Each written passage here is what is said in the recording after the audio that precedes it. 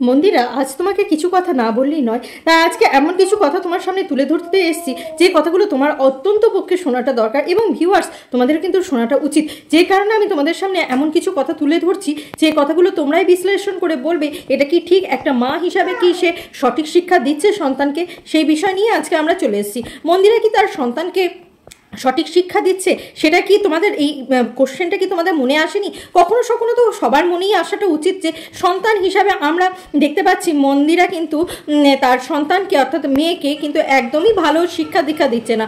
সৌভাগ্যী শুধু নাম রাখলে হবে না, সৌভাগ্যীকে সৌভাগ্যীর মতন তৈরি করতে হবে, তবেই না সৌভাগ্যটা প্রাপ্ত হবে, তবেই না সেই সৌভাগ্যী হবে, তাই নয় কি? তো সেই সৌভাগ্যীকে সেরকম শিক্ষা দীক্ষাও দেওয়া হচ্ছে না যে শিক্ষা দীক্ষাটা ওর জীবনের জন্য যথেষ্ট দরকার। ও জীবন থেকে কী শিখতে পাচ্ছে?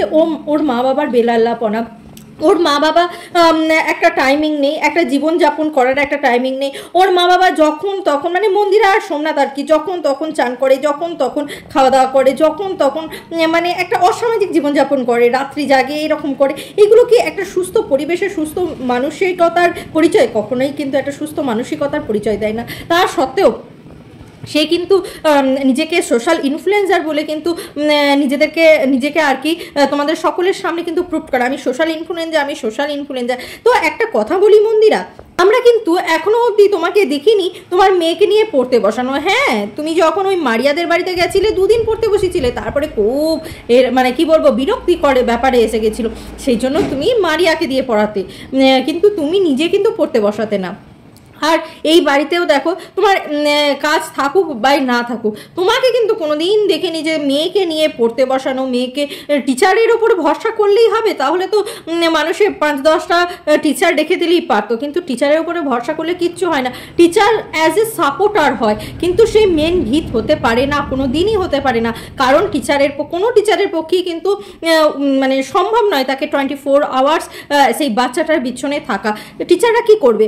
2 ঘন্টা, 1 ঘন্টা, 1.5 ঘন্টা এরকম একটা নির্দিষ্ট টাইম দিয়ে দেবে, সেই টাইমটাই কিন্তু তার জীবনের মূল নয়। কারণ একটা মেয়েকে বা একটা ছেলেকে যখন আমরা ছোট থেকে বড় করব, তখন তার পিছনে কিন্তু আমাদের অনেক খাটুনি থাকে। শুধু প্রাইভেট টিউশনের টিচার দিয়ে দিলাম, সে টিচারের কাছে যা পড়লো, টিচারের কাছেই হোমওয়ার্কগুলো করে নিল, হয়ে গেল, ব্যাস। না, দ্যাটস নট এনাফ। এটা কিন্তু এনাফ নয়, এটা কিন্তু ভুল হচ্ছে। একটা মা হিসাবে তার সন্তানকে কাছে নিয়ে পড়তে বসানোটা কিন্তু অত্যাবশ্যক দরকার, কিন্তু এই মেয়ে দেখো তার সন্তানকে কখনোই কিন্তু আমরা দেখবো না পড়তে বসাচ্ছে। এর বাড়ি খেতে যাওয়া, ওর বাড়ি খেতে যাওয়া, এই অনুষ্ঠান ওই অনুষ্ঠান অ্যাটেন্ড, এইগুলো করা দেখবো, সোনার জিনিস কেনা, ওই কেনা সেই কেনা সব দেখবো, কিন্তু কখনো কোনো দিন এটা দেখি নাই যে সন্তানকে পড়তে বসানো বা সন্তানকে সুশিক্ষা দেওয়া কোনো দিন দেখিনি। সন্তানকে যদি সুশিক্ষা দিত, তাহলে সেই সন্তান কি পারত যে মোবাইল নিয়ে এরকম করে ঘাঁটাঘাঁটি করে খেলতে? কন্টিনিউ মেয়েটার কাছে এত মোবাইল থাকে, আর মা হিসাবে সেটা দিয়েও দিচ্ছে। ওই একটা পার্সোনাল, এইটুকু বয়স থেকে তার পার্সোনাল মোবাইলও হয়ে গেছে। তাহলে ভাবো আজকালকার দিনে মোবাইল মানে কত সর্বনাশের জিনিস, সেটা যদি বয়সের আগেই মানুষ পেয়ে যায় তাহলে কতটা সর্বনাশ নিজের হাতে সন্তানের করছে, বুঝতে পারছো মন্দিরা? শুধু টাকার পিছনে ছুটলে হবে না মন্দিরা, একটু মানুষের মতন মানুষ করতে শেখো। নিজের মেয়েকে, অন্য কেউ নয়, নিজের মেয়ের জন্য বলা হচ্ছে, তোমার সন্তানের দিকে লক্ষ্য রাখো। কি ভিউয়ার্স, তোমাদের মনে হয় না? তোমরাও যদি আমার সাথে একমত থাকো অবশ্যই কমেন্ট করে তোমাদের মতামত জানাতে একদম ভুলবে না। যারা নতুন বন্ধু রয়েছে অবশ্যই একটা করে লাইক করে দেবে, চ্যানেল যদি নতুন বন্ধু হয়ে থাকো একটা চ্যানেলটা সাবস্ক্রাইব করে নিতে একদম ভুলবে না। আজকে মতন আসি বন্ধুরা, আবার দেখা হবে তোমাদের সাথে নতুন একটা ভিডিও নিয়ে, নতুন একটা জোশের সাথে। ততক্ষণের জন্য টাটা।